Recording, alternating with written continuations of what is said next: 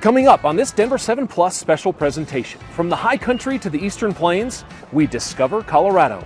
We summit the state's tallest mountains for more than just a hike. The conversations that happen along the trail, the experience of the relationship, suffering together. We dig into the archives for a look at one of Colorado's lost ski areas. I think it is kind of emblematic of Colorado's history of how we see skiing as part of our heritage. And we become one with nature with some animals who make for uniquely Colorado experiences and some amazing photos. I don't want to say once in a lifetime, but I might have to say that on this one. Welcome to Denver 7's Discover Colorado. I'm Landon Haaf, and I'm so glad you're with us. I'm really excited to share those stories and more with you over the next 30 minutes. Now, as you're watching, if you want to learn more, we'll bring up a QR code on the screen similar to this one at the end of each story. Just scan that QR code if you want to go in depth on Denver7.com. All right, let's kick things off in Colorado Springs with a piece of Colorado's ski history. You can see its remnants today. A pair of nondescript chutes in the shadow of the iconic Broadmoor Hotel at the base of Cheyenne Mountain are home to decades of Colorado ski history. Ski Broadmoor opened in 1959. It quickly gained national notoriety by hosting a slalom tournament for some of the world's best skiers in 1961. It was also a pioneer in the ski industry. Its fancy snowmaking machine was heralded as the first of its kind west of the Mississippi. It was also among the first ski areas to offer night skiing. And we have to remember that this is a great model. The ski area is not just a local mountain, but it also was an amenity for this really posh ski hotel for the Broadmoor. That's Michael Childers, a Colorado State University professor and ski historian. He tells me Ski Broadmoor fit the mold for a front range ski area. Skiable terrain and close proximity to the urban population in the Springs meant great access for southern Colorado skiers through the 60s and 70s. It was enough to garner a loyal following from people like Sarah Beatty, who fell in love with the sport growing up skiing at Ski Broadmoor. We skied Tuesdays, Thursdays, and Saturday mornings. There were cadets from the Air Force Academy that would come and ski weekends. There were soldiers from Fort Carson that would come and ski. It made it really one of those things that just everybody did. But that loyal following wasn't enough to combat rising insurance costs in the 1980s and a lack of consistent snow along the Front Range. Rather than closing the ski hill, its owners sold it to the city of Colorado Springs. But newspaper clippings from the time paint a picture of a ski area in significant debt and embroiled in scandal over unauthorized spending.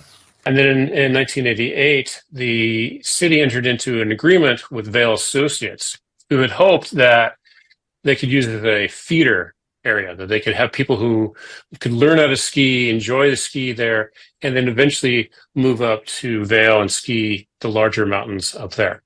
That sort of farm system model, though, didn't make economic sense.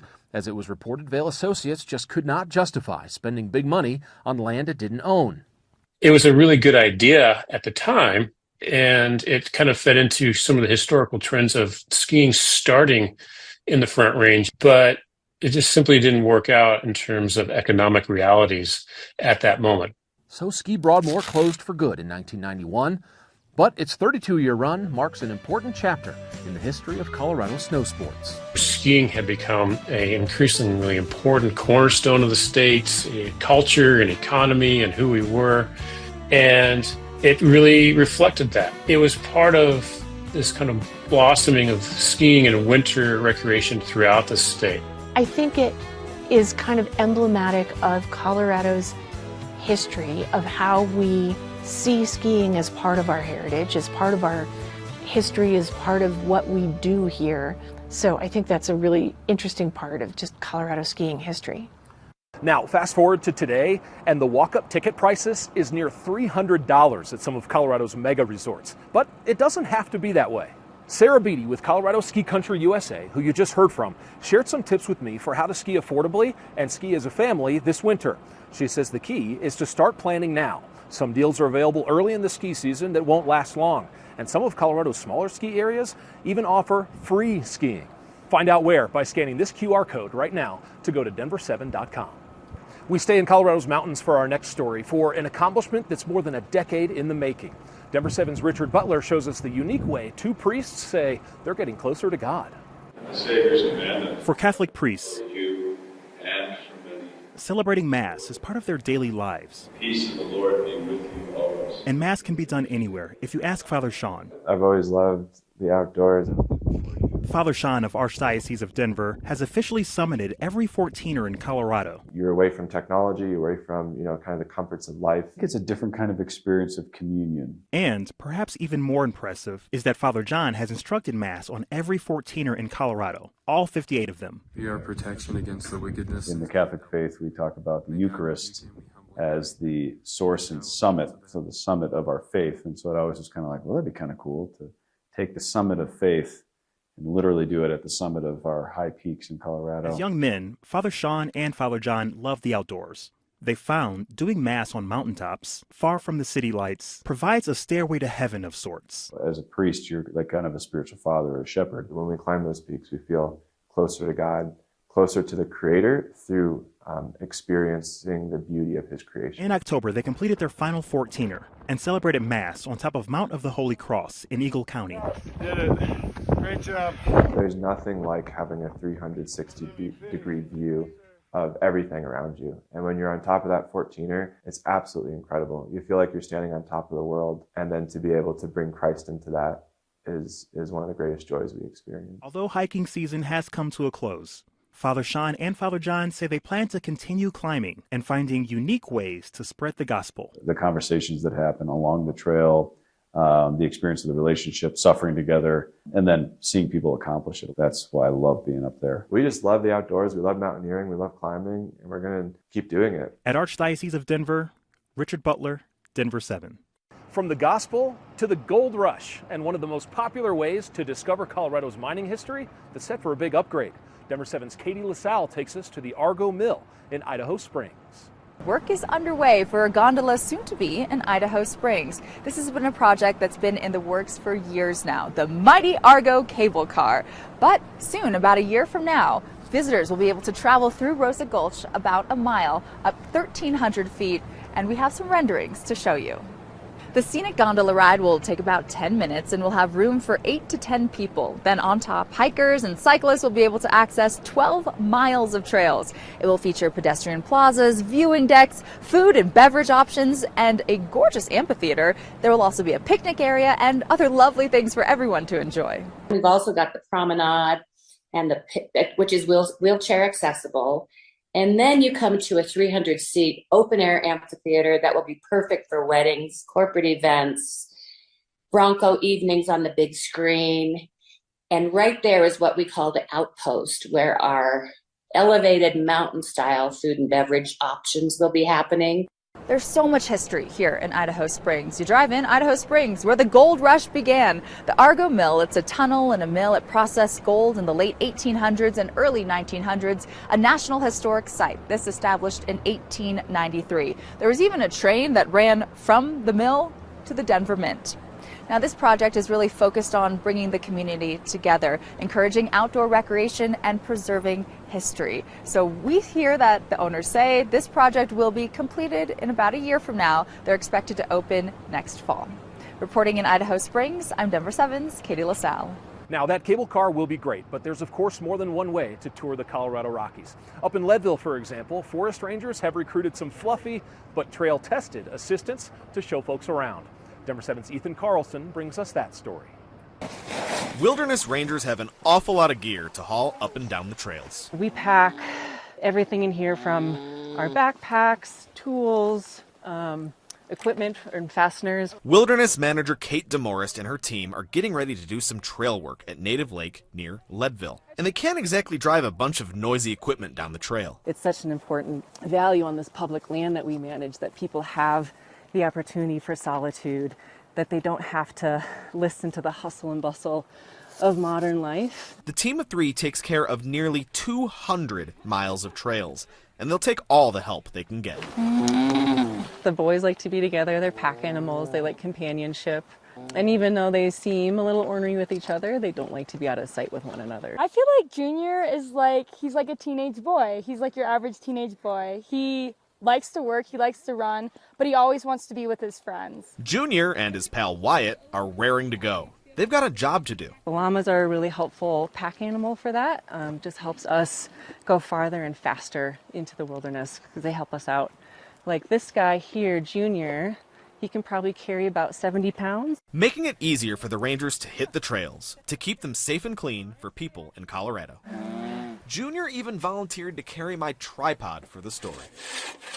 Removing logs and trash, maintaining the footpaths, all made easier by these surprisingly affordable animals. They're really not that expensive to care for, to feed. They're very easy to maintain and work with. So there are a lot of selling points. And giving more opportunities for people to connect with the Wilderness Rangers and what they do. I'm always surprised when somebody walks by and like just looks at you and then just keeps walking. Like, did that not register that there's a giant camelid on the trail? Near Leadville. It's fun working with these animals, and it's really fun introducing others to work with them too. Ethan Carlson, Denver7. Still ahead, equine etiquette on the trails in the Denver Metro. There's nowhere for him to go other than to get tangled up in your very expensive bike. We take a look at the rules of the road for cyclists and horses as part of our new series, On Two Wheels. Plus, the story behind Colorado's abandoned schoolhouses. But as we head to break, some Discover Colorado trivia with the answer in a couple of minutes.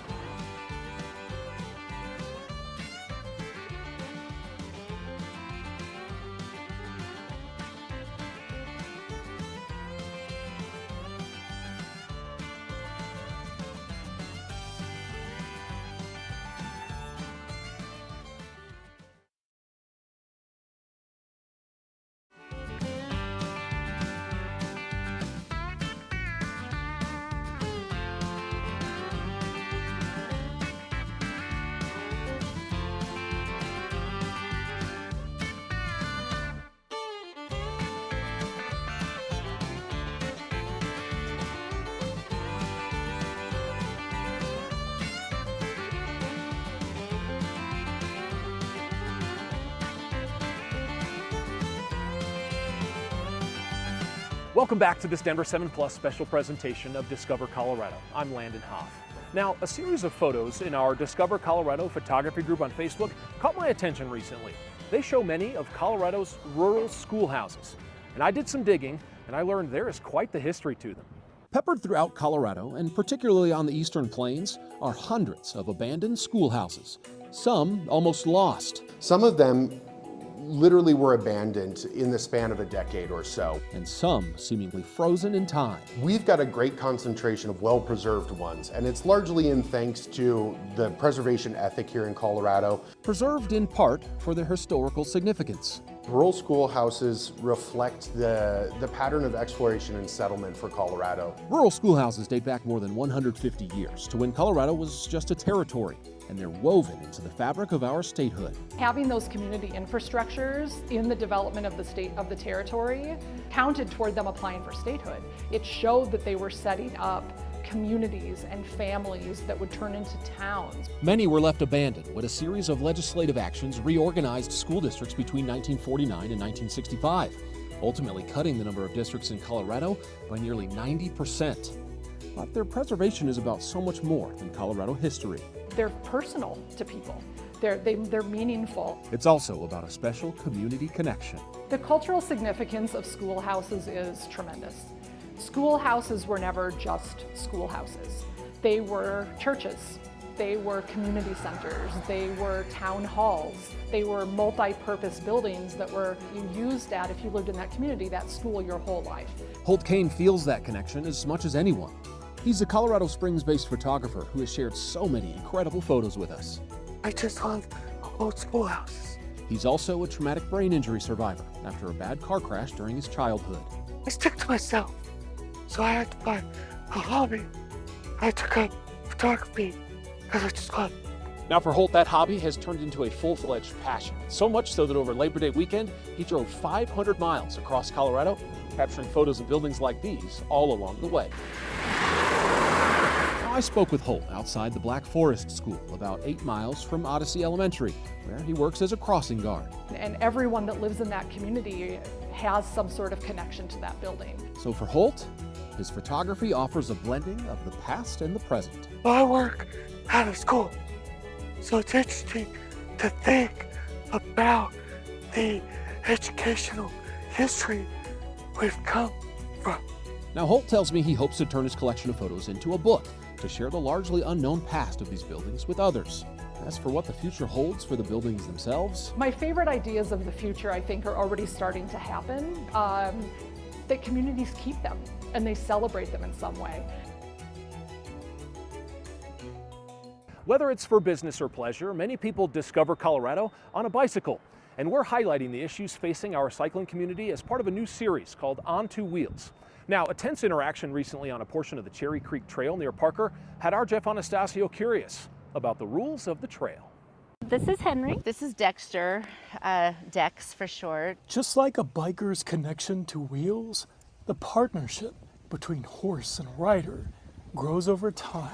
Every single one of these horses has their own personality and what they're comfortable with. Encountering the unfamiliar can be a little unnerving. Why so dancy now? He's scared of the stroller. A few days ago, it was a bicycle on the Cherry Creek Trail across this bridge in Parker. A man on a bike tailgated me less than 2 feet from the back of my horse. I felt my horse tuck his butt under himself, like, ooh, something's back there. So I looked back and I said, could you please slow down? And then I asked him, can you back off a little? And then I said, could you just please stop and wait? And he refused. Julie tried to explain the dangers of following too close. I am not going to stop to wait for a horse. You have to, it's the road. I give her props because she was so calm, because it could have been a really dangerous situation for everybody involved. If the horse spooks, there's nowhere for him to go other than to get tangled up in your very expensive bike or the trusses on the bridge. And that's going to result in thousands of dollars in a vet bill.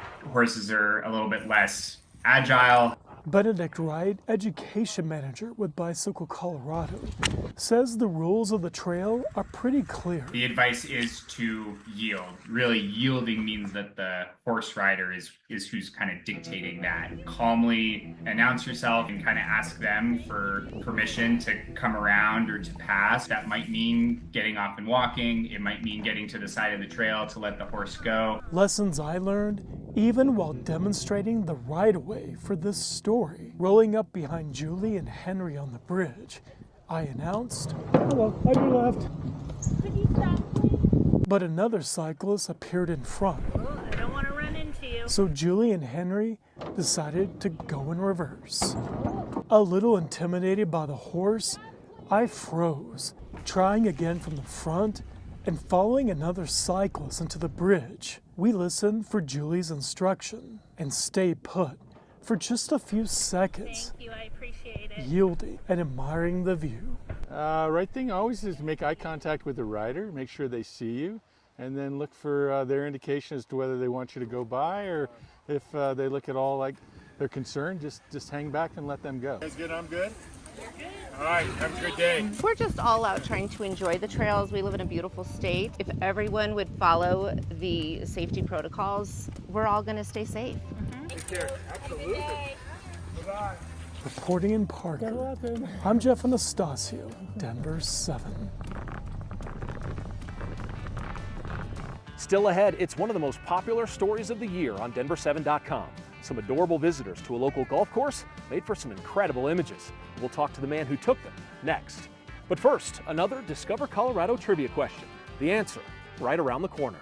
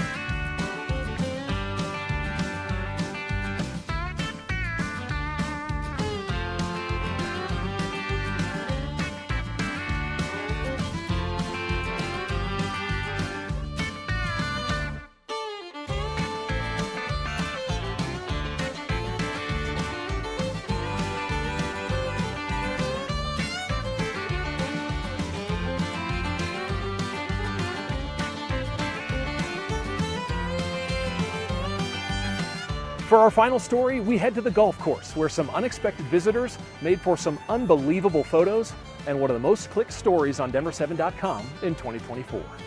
In photography, the beauty is often in the unexpected. Kind of that right place at the right time situation. And that was certainly the case for David Townsend during a recent visit to Arrowhead Golf Course in Littleton. My wife was shooting still photos and I was shooting video clips. He and his wife Lynn went there to capture scenes like these at a golf tournament fundraiser. Until they got to the 13th hole. We noticed two little animals kind of scurrying out from the bushes onto the fairway, and they were far enough away you couldn't really tell what they are. So it wasn't until everybody teed off from the box and then made our way down the fairway that we noticed that they were actually bobcats. The photographer duo spotted 4 bobcat kittens playing in the rough just off the fairway on the course's signature hole. One of them just sat there with it in his mouth, and the other one was kind of like grabbing the ball and running over to another cat and jumping over him, and that's where I got those kind of aerial photos. The folks at Arrowhead tell us the golf course, which backs up to the open space at Roxborough State Park, is home to lots of wildlife, including even mountain lions and bears. David and Lynn mostly photograph people through their business doing weddings, events, and other portraits. But David says he got his start in nature and landscape photography. That's always been kind of like the common thread in all my photography, is incorporating that part of the environment in whatever I'm doing. Even with 25 years behind the lens, though, these little guys will have a special place in this photographer's heart. But these bobcat pictures, they rank up there for sure with favorites. You know, it's kind of like, I don't want to say once in a lifetime, but the amount that they were playing with each other, the shots I was able to get, that I might have to say that on this one. So you might still be left wondering, what happens if a bobcat, or really any other animal, steals my golf ball? Well, I found it in the U.S. Golf Association Rulebook, Rule 9.6 to be exact, and it says if it is known or certain that the ball was moved by an outside influence, simply replace the ball at the best estimate of the original spot and play on without penalty. The more you know. Well, that does it for this edition of Discover Colorado. Thank you so much for sticking with us. If you want to see any of these stories or watch more Discover Colorado videos, just scan this QR code or head to Denver7.com/Discover Colorado. And if you're just joining us but you want to watch the rest of this episode, worry not. Just download the free Denver7 Plus app for your favorite streaming device and search for specials. For now, I'm Landon Haaf. Have a fantastic holiday season.